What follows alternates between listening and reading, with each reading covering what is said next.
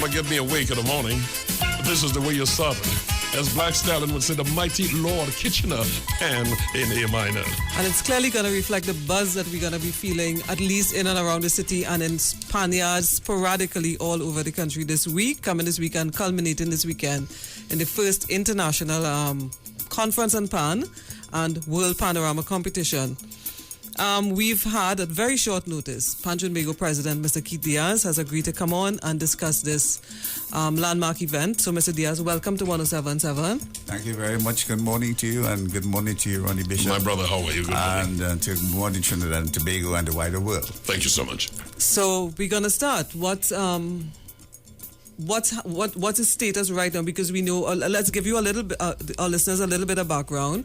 We have steel bands there are 12 steel bands from all parts of the world coming into Trinidad, and they're going to be settling in at different yards across the island, some in South, some in and around Port of Spain and stuff, where they're going to be practicing and getting ready for the World Panorama. All right, let you just say, we've been planning this conference on Panorama for quite a long time, and it actually took about 3 to 4 years in planning. This is the very first time that we have any international conference on Panorama, because we've been playing Panorama. Panorama is taking place all over the world. Yes. And we decided that we're going to go international with it. But not only that, we have to form an international body, and this is what the conference is all about. But the conference is very early, and I want to state that first, before the conference begins, we have a youth forum at the University of West Indies. It's very important to have the youth involvement in Panorama, and their statement is very important to us. Yes. And that is futuristic planning. So that's happening tomorrow, Monday, from 9 o'clock to 2 p.m. at the Faculty of Engineering 1 at the UWI. And that's going to take place for a couple of hours. Interesting that you said that this is all over the world, because it's in New Zealand, it's in Canada, it's in the United States, it's all the way in Japan. And youth involvement in this is a social component that I see you have a workshop working on this specifically. What I find amazing is that folks in Canada and so on have found the need for doing the youth involvement in schools from an early age. Yeah. So you see, our youth in our nation are taking steel band now in a serious way, and this is very important. That I am very supportive of that, and we must take recognition when the youth of our nation taking serious interest in the involvement of the steel band. We had a panorama quiz, which were among schools, secondary schools students, and Trinity College they won and beating Blanchisseuse. So actually, it had 27 schools around between Trinidad and Tobago, and that took place at the University of West Indies again. We must make these statements for young people at this present time, because other young people are very much involved in the steel band. The band is now in 61 countries in the world, 61. And we recognize, and we as a steel band nation, our constitution states we don't debar anyone from participating in any steel band competition. But right now we need to bring the world here. It's the very first time that's going to happen. But I want to go in the conference a little bit. The theme to the conference is towards the globalization and development of the steel band. And many of this aspect, for the first forum, which is on Tuesday morning at 9:30 at the Hyatt Regency Hotel, we will then go into the business forum very early. That's one of the most important factors at the business forum. Clearly, we'll have 12 nations present to discuss business, along with Trinidad and Tobago, and that's for saying MOU, a memorandum of understanding among the people, and then we go towards a charter within a year time. So that's the forward planning. All this is in conjunction with the University of West Indies. Professor Clement Imbert, who is now assigned from the University of West Indies to work with us in that area. We have an MOU with the University of West Indies, and because of that MOU, we are working together with them. So that's the early part of the conference. On Wednesday, we have papers presented. This takes a historical and development of steel band. They have the social and technology of steel band, social dimension, education, performance, economic, and international architecture for the governing body. Now, what happened? We need to talk with other people, hear what they have to say. We're not the big bad dog, you know. You have to listen to what people, if you have to make an international organization structure. So it is very important that we talk. Other countries around the world, as far as Australia is coming, they're coming in tonight. London is coming in tonight. France, part of the French team is here. The United States is here. Canada is coming in today and tomorrow morning. Also, we have St. Vincent and the Grenadines. St. Lucia is here. Antigua is coming in. Also, we have St. Martin, foreign country in the Caribbean. It is something that to be praised. What you just so that I'm very clear, you're looking to get the 61 countries involved in PAN under the umbrella of Pantrinbago. Is that the intention? Not here? all the yes, that is the intention, but we don't have all those countries here. We're going to begin with those countries. The primary ones, yes. Yeah. Because you remember when FIFA started, only 6 countries would take it. No, you can start with 4, brother. You start from anywhere. That's the important thing to start. We started with 12. We started with 12. And some people are not looking at the vision. This is something that was discarded in 1949. In 1939, sorry, and we look at it as the banning of the drum, the African drum, and they had the tambour bamboo and things like that. And the evolution came when the steel band in the 1940s. Today we have bands in other countries. I remember in the history of, and that's what we're going to talk about, is that Sidney Gollop, our first president, worked and sent a steel band to England for the Great Britain, the cultural at the South Bank. That was in 1951. And still in Bettencourt, he is coming from London. He's the only one stayed back in London and had band today in Europe. So one man stayed back in England, one guy. And you have Switzerland, Sweden, France, and all these countries. Just one file. And the evolution came when more steel band men came, Sigil Lee, Fillmore Booth Stevenson, and all these guys. They stayed back in England doing that. And then they had the Elimandet going to the US, doing a lot more work and so on from the Taspo band. So the evolution came in those areas. So we need to now focus, a little different focus. The pan has energized from ping pong long until to steel pan now.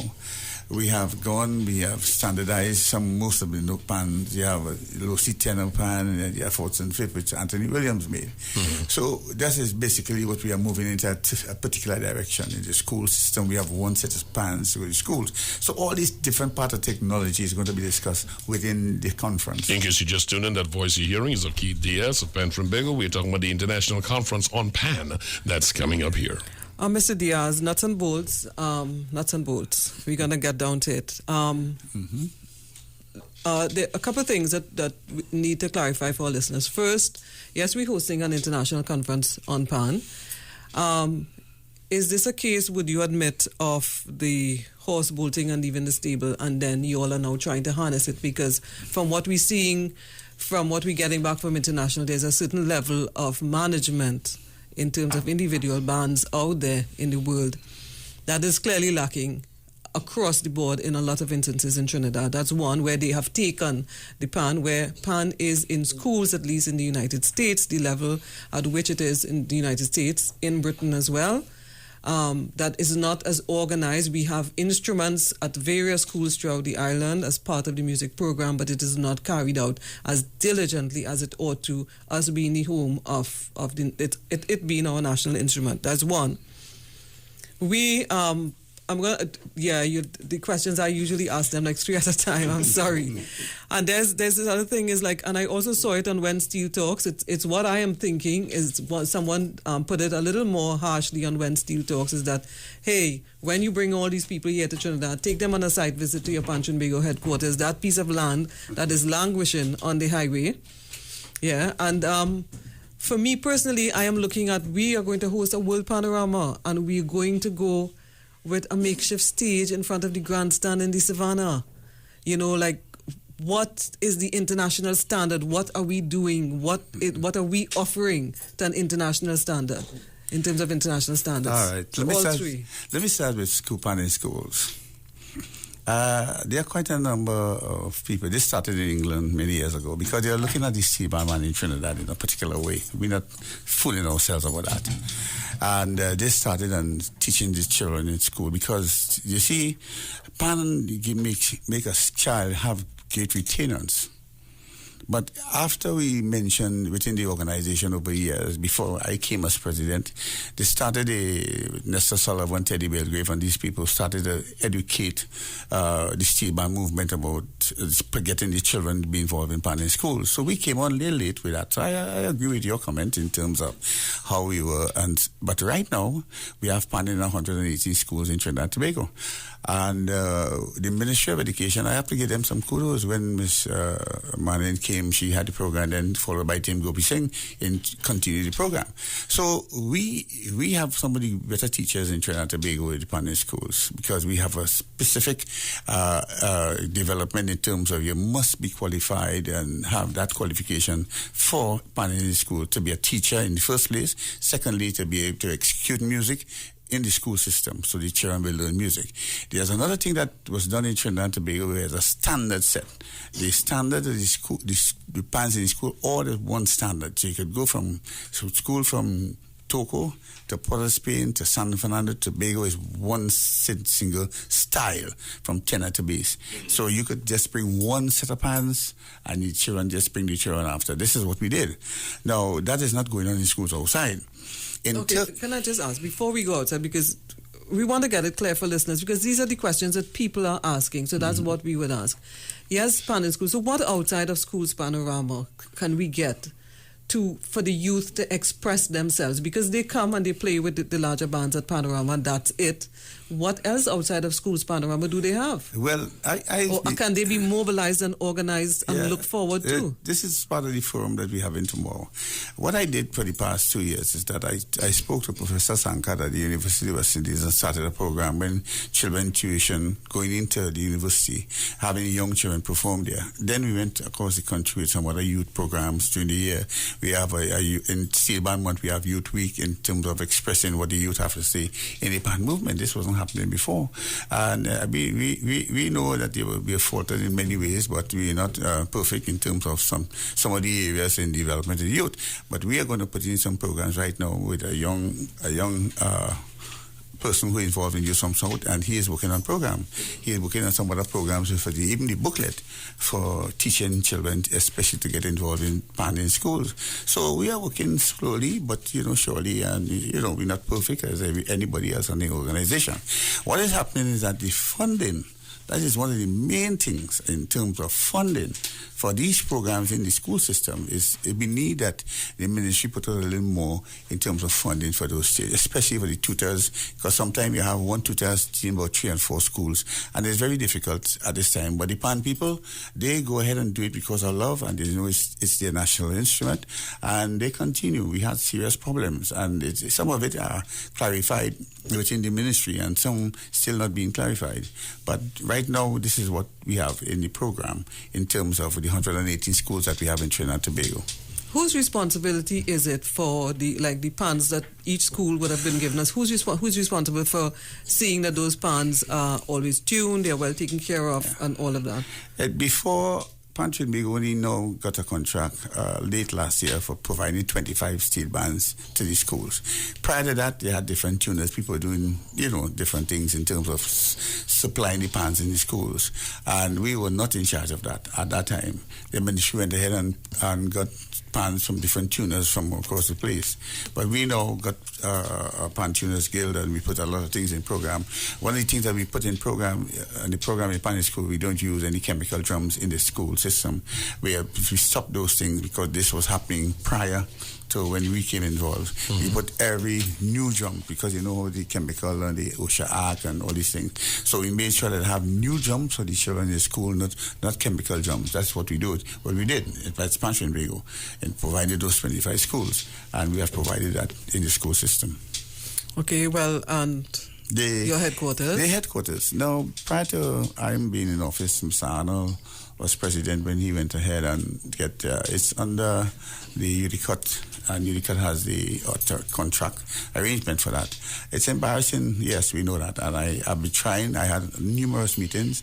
I had meetings with former minister, Mr. Peters, the regular minister, Mr. Rodal Monilla, you name them. I had meetings with them, trying to see how best we could work out to have the continuation of the building. And to date, we have not received that. That is still under UDCAT. When we start to talk, UDCAT comes in the picture. There are a few problems that I encounter with that. One is that the Mid-Highways Division don't want any vehicular traffic coming from the headquarters onto the highway. So there's a change. Now you have to revert behind Blue Water's compound, where there's a road which starts cost about 17 million to build. It is across the river. There's another road in the back where the old Carney Road is, and that's even higher to build because of the river, and the river that Squirrel River comes down, and it's very heavy in that area. So there's some of the problems that encounter that maybe kept back some of the project, because they don't want in the very early years when Mr. Arnold had it and they had the area lay-by, at that time they canceled that because there's some development of the roadways in the eastern area, especially from that plaza they have up there, where the traffic light, the road is going to come over and then go on the side of the road and runs there. So the other problem they had is there's on that level of the road, you don't have any sewage system. So you need to either build something or get the approval to build it. But the other lands, you have to pass through lands like the University of West Indies have lands prior to the traffic light, where you're going east and over the river. So it's for you to do any work, you have to take it from all the way from Oropone straight down to there in terms of the waste matter, and that's very important at this present time. It is 7 minutes away from the top of the hour. You're listening to Brunch on 107.7, the voice of hearings out of Keith Diaz. He's the president of Pantrinbago. We're talking about the International Conference of Pan, which is on this week. Among the many things you're discussing, that's consistent with what Sharmain is saying about, us trying to be the umbrella that we have to pay attention to. Pan manufacturing, you're looking at, I'm happy to hear that you're looking at the whole social connection between youth. You're also looking at the literacy trust, which I want to find out about. And you're also looking at a couple of innovations they have in Pan all over the world. Let's talk about this music literacy trust. I'm really, really interested in that. Well, what we did, one of the things that is happening in the U.S. right now is that you could get a master's degree in the U.S. and even a doctorate in Pan outside of Trinidad and Tobago. When we discussed with the Professor Sankat at the university, in Trinidad and Tobago we have a bachelor's degree. For you to have a master's degree, we approached the university for that aspect of the degree and getting a degree. This is the land of the steel band. So therefore, he asked, who do we have in Pan? I said, we have a Professor Liam Teague, but he is employed at the University of Illinois. But there are other people who are looking to get their doctorate and have their master's degree. So these are areas that the university have to discuss, and they are discussing at this present time, to upgrade the music and that aspect of music inside the university. So what we will have is that better trained people to train students in this thing. We cannot give it, because if a fellow or somebody gets a thing, you have to get accreditation. Yes. Proper accreditation. That university is the best place to be, indeed. Yeah, the second part is that we signed on for experiment and the technology. We could make from a single sheet a pan, right? So he's the chairman of the board and working towards establishing a better relationship with the pan factory. Now, the pan factory is in conjunction with the University of West Indies. So we have an experiment from the university, and with Professor Copeland, he's also on the board, and this is what we're working towards. Because I am just a layman. So we think it has gone in a different direction now. Okay. Right? So that's what I have to say in terms of... This new level you talk about, there's also dishing pans. That's a technology. That's a process. Dishing pans? Dishing? Is that... yes, it seems DISHING. It looks as though this is dishing. What is that about? I am looking at something here. They say that Soren Maloney will discuss his exploration of a new process for dishing pans. What is that?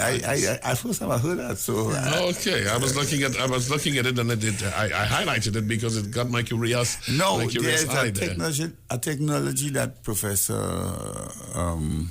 Copeland did with the new invention that he did, playing the drum with the fingers, right? And there's another guy who lives in Canada and the States. He has another area with the new technology with the synthesizer pan and so on. So there's a lot of people doing invention. One thing I don't knock Trinbago people, because we are the inventors of this instrument, and they have other people making other inventions in Trinidad and Tobago.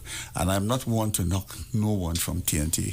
So we support whatever they did, whatever invention is made here. We don't know where it will go, but that's how I am. That's how it has to develop. I mean, I'm sure the first guy when after they banned the drums, first guy decided he's going to use a pan to do it. Everybody went like, "Are you crazy? Yeah. You've got to invite these things for them to happen." Final question I want to ask you on this, Sharmain, if you forgive me, gender roles in steel band. I know you're having a discussion on that with UE graduate student Joanna Short. What are we talking about here? This is a young Joanna Short is one of the young judges who adjudicate in Panorama. She has qualifications. She has a bachelor's degree in music. I think she's going for a master. I think she has a master's. And as a young person being involved in the playing pan from very early age, she decided to go ahead and present papers and so on. And this is, right now she is going to Antigua to adjudicate in the Antigua Panorama. What is happening in Panorama? They have Panorama in Grenada, St. Vincent, Antigua, St. Lucia, New York, Miami, in Canada, in Maine, in the US, in London. Okay, we are sending judges to. We send judges to St. Lucia. We send judges to Antigua,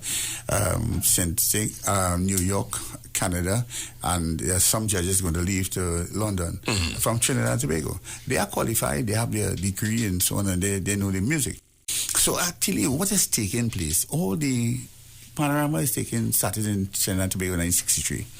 And we have going to countries in the Caribbean and the wider world. What do? Just leave it like that. You don't leave it like that. Yeah. So let's see how it operates. There's another point I want to make in terms of France. We went to France earlier this year, and there are quite a number of small bands in France. And they they're not into the Panorama style of things. They're more into the jazz, and they have programs in the prison system where they're carrying pan into the prison system. And this is what is taking place in France at present. These people, some of them great musicians coming from the national, one of the guys I met, he came from the National French Symphony Orchestra. And he is involved in the steel band. And he said that in France, they have small groups like 10 and 12 and so on. They don't have their large groups. So for them when they heard about the Panorama, there's another part of France which I didn't go to, have a large band which sort of operates like a Panorama band. So they decided to come to the Panorama because they want to be involved. And so already you'll see what's happening in terms of countries and how they look and visualize the Trinidad and Tobago. Panorama is the pinnacle of getting the instruments and carrying the instruments on a different level. What happened in Panorama over the years? Just give you a little nice snips area of terms of invention. Anthony Williams came with the spider web. He bring wheels to carry the pans. They were carrying pans around the neck. And they had Bertie Marshall. He came with the double tenor. You would have Charles. Rockets. The Rockets, he had the 6 bass, not the 7 bass, 9 bass, 12 bass, the quadraphonic. And they had the ball pans with this guy from Belmont. And a lot of the instruments that you see in Trinidad and Tobago today was circled around Panorama. And at Panorama time, you get the strength of the tuners, the great tuners that we have in Trinidad and Tobago. They express themselves in terms of their instruments at Panorama. And you're going to hear it coming this Panorama again. So I just give you a little. If you have another three-part for you again. There's a tremendous amount of information that's going to be gathered from your discussions that you're going to have over the period of this week, based on what we have seen of the agenda. And folks, if you're not too familiar, you need to get to there's the International Conference and Panorama.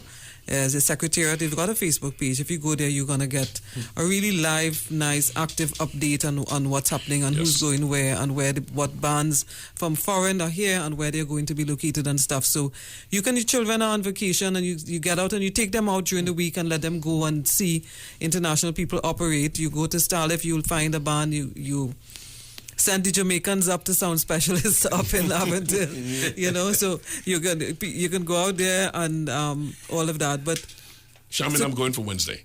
Wednesday is Pan Around the Neck. Okay. That's Friday. Is it Friday? Saturday is on the streets, on the 8th. Yeah. That's your good friend, Mr. Pablo. Yes. He's in charge of that. That takes place from 3 o'clock till.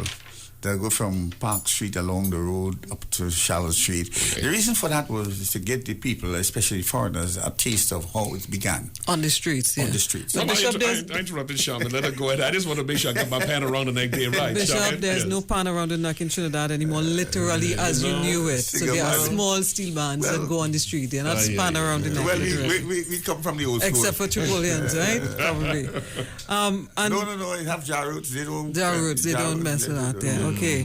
Jar roots is the original steel band where they use pan around the neck throughout. They never use no stands. They come with pan around the neck from the first day they came to now. Take your pain, strengthen your back, and go down the road. I think exactly. So, okay, two things. One, how are we going to get out all this information? But this is going to be of tremendous value for research, for enlightening people. I mean, like, it would be so ideal if every Panyard has access. The people who come to Panyard would have access to all of this discussion that you all are going to have. How are you all going to take it out of the Hyatt to the We're going to stream this. It's going to be streamed. I got calls from France. They want to stream. They want to stream it to Japan and other countries around the world want to stream. We're going to stream it. Also, are we going to stream it live here to the Trinidad audience? That's what I'm most concerned about. How are we going to benefit from that knowledge? We're going to document every single piece in the conference. It's going to be documented and stored, and that's a part of history of this. Yes, but you're going to document and store and keep it in a vault. No. How is it going to be? Well, we are still having discussions with the television. At this time, we had two people who we are discussing with, and I don't want to tell you any much more. But right now, we have next week we will finish it and clarify the discussions.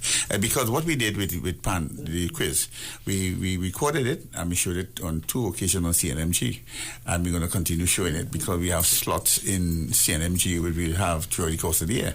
What we try to get is more steelman activities on the television. Okay. Also too, out there, Bishop, people are seeing the 2 champion horses in the race. The playing field has been leveled. Each band comes in with 60 players.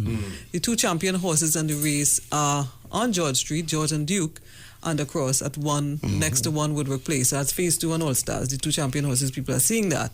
Yeah, and therein lies the buzz. Who are the judges for the International Panorama competition? All right. We have 2 judges from the U.S., one from St. Vincent and Grenadines, one from Tobago, 4 from Trinidad. And of those 4, before you go, of those 4 from Trinidad, how many would have been judges in our recent Panorama? Well, Dr. Anne-Marie Osborne didn't judge Panorama this year. We have another one who didn't judge. There were 2. 2 from Trinidad who judged this year and 1 from Tobago who judged this year. So then all didn't think. The other 3 from foreign didn't judge in Trinidad at all. So we have 3 international judges, 3 from Trinidad who would have judged the national panorama, and 2 others from Trinidad who did not judge. Yeah. So therefore that's 3 and 2, 5 versus 3. 8, okay. Yeah. Okay, that would give us basically. Yeah, because we have to level the playing field. Yes. What I want to tell the nation is that I would like to get support with people with their flags and so on. Coming and wave for Trinidad and Tobago. Also, a lot of people coming from other countries in the Caribbean, they're coming with their flags, and they go, Rennie, you're laughing. Oh, you want to say, no, I'm watching your shirt, and then looking at your shirt, I see you already got a red, white, and black covered there. So, I mean, all I'm saying to myself, I just got to get my jersey before you leave here. Yeah. But I will send this for you. I will send one for you. Good, thank you. Yeah, I will send you your ICP T-shirt. We're using only black T-shirts. We suspended all passes because we have to make money. We didn't get all the support that we need from the government. We had to find money on our own. So anybody wanted the passes from Panorama, that's suspended. The prices are reasonable. It's $200 for North Black. We changed it to have it as North Black instead of Grand North Stand. As a North Black. Right, but as you hear, explain the layout first, because we are seeing a stage being built in front of the grandstand. Yeah. How are you going to utilize the North Stand area? That's the stage where it's a little smaller than the normal panorama. A lot stage. smaller than the normal panorama stage. Now remember, it's 60 players, yes. right? It's not the 120 players that you have with the National Steel Band. Then the stage that they put up in the carnival is for masqueraders. Yeah. Not really. If you look at the stage, on each side of the stage is a lot of room because the stage is really built for comprehensive or for calypso, steel band and mass. So you have a stage when carnival, panorama finish, you have the parade of bands. So that's why you have that type of stage. So what we want to ensure is that the grandstand is $300. The special reserve is $400. Children under 12 years free. But so you don't have to leave your children at home. We want the children of our nation to know what panorama is and the history of panorama. I just want to call out the name of the band. So before you go there, what's the layout for the North Stand area? Where you're going to charge $200? $200 on the it's kind of like so we're going to have seatings in all the outer areas, and then people lime and party, it's really like party. Okay, yeah. It's almost like the Greens. Yeah, similar. Yeah. But we'll have tents, in case rain fall, you just can't have people open in the open. And we'll have the bleachers like sitting all the way around. After emancipation finishes today, a lot more work will start up from tomorrow. On Monday. For Sunday. We have the village, which is on the outside. The reason why we put the village on the outside, so that we could do what we have to do on the inside for the North Block. There will be two entrances in the North Block, on the east side, on the eastern end and the western end, where you could come in. There will be no entrance at the back of the North Stand area. We're looking at the entrances on the east side. So people who coming from the western area could come in. On the right, they could come in. The village, we'll have it nightly from Wednesday, Thursday, Friday, Saturday, and Sunday. So people will see, you can buy T-shirts, artifacts, different things, history. We have different things here, showing you all the different type of pans we have in Trinidad and Tobago, who invented it, photographs of some of the great inventors and innovators there. Also, we're going to have nightly performances by different groups and so on. So all is not, the Steel Pan Village is free, but this is where you could have a business and people will be selling different items for TNT. Keith Diaz, the president of Pantrinbago, is our guest. Keith, in the last 2 minutes we have here, you wanted to go through the bands that will be participating. Yes. Please do so. Yes, Arima Golden Symphony from the east, BP Renegades from the north, Brooklyn Steel from Brooklyn. Hello. I waited patiently. Yeah, I know. Yeah. I see you wanted to throw that. Yeah, but as you're saying that, so as you say Brooklyn Steel, can you say where are they going to be located? Like which yard are they going to be in? They're going to be at Skiffle. All right, so you say that as well. I had a list with that, but I left it in the car. Oh, that's okay. You have Buccaneers from Tobago, Calypso Association from France, Ebony from the United Kingdom, they by Valley Haps, Crep Shazando from the Ebony Gunslingers from St. Martin, Massey Trinidad was from Panorama Champions, Massac from Virginia, NGC, Steel Explosion, Tobago, Pan Coalition from Maine in the US, Pan Elders from South, Pan Fantasy, they're from Ontario in Canada, Panorama Steel from Japan, Pan Time from St. Lucia, PCS Nitrogen, Silver Stars from Woodbrook, Petrotin Phase 2 Pan Group, Woodbrook, Republic Band, Exodus, St. Augustine, Salah, Steel Band Academy, Quebec, Supernovas from Lupino, Tientec, Tropical Angel Labs from Central Trinidad, UWI Panoradum Steel from Jamaica, and Salif Steel Orchestra from St. Vincent and the Grenadines. It is going to be a very interesting week in the wrap-up. You give our listeners, if you will, the Facebook, the webpage they can go to where they can find out all this information, because if we throw a lot of them this morning, they may not retain all of it, but let's carry them to where they can go and get a look and pull up the information in the last minute we have. Is ICPTT.com. Yeah, I think that's it. ICPTT.com. ICP, that's International Conference and Panorama. So you get that on. You just go to your Facebook page because that's more widely available, and you get all the information there as well. But just correct something you said. Whether it is Brooklyn Steel Orchestra or wherever, you can take the man out from where the Rados are, but the Rados gonna stay in here. Okay. The Rados not in the competition. I know it doesn't matter. I'm still from the Rados. Well, what I want to tell you is that we have Pastiche Steel in concert. That is with Mia Gomendi. She is a virtual steel. No. Yeah, and that's going to go worldwide again, and that's at the Regency Ballroom at the Hyatt. And that's from 8 p.m. on Friday the 7th, and it's only $200 because this is where foreigners, Yuko Asada from Japan lives in Illinois. Abby Berlin from the U.S., Scott McCauley from the Chicago, Mia Gomadi, Trinidad and Tobago, Matt Filiosa from the U.S., Yuki Nakano from Japan, and David Evans from the U.S. They are here professionals in their own right. They have their master's degree in music. So you're going to hear some real great music.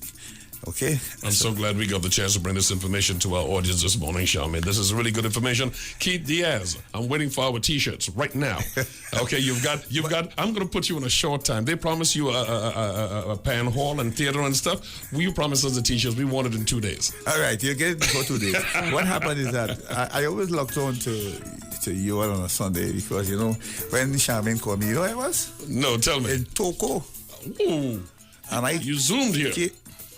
Oh, he made it down safely. That's what I'm telling you, I was in for. Toko, in Kumana, Toko when she called. And this man is still to get his pilot license. And he made it down safely. Thank you so much. Well, I had to come to the program because I listen to your program on a Sunday while I go in. I always go in country on a Sunday.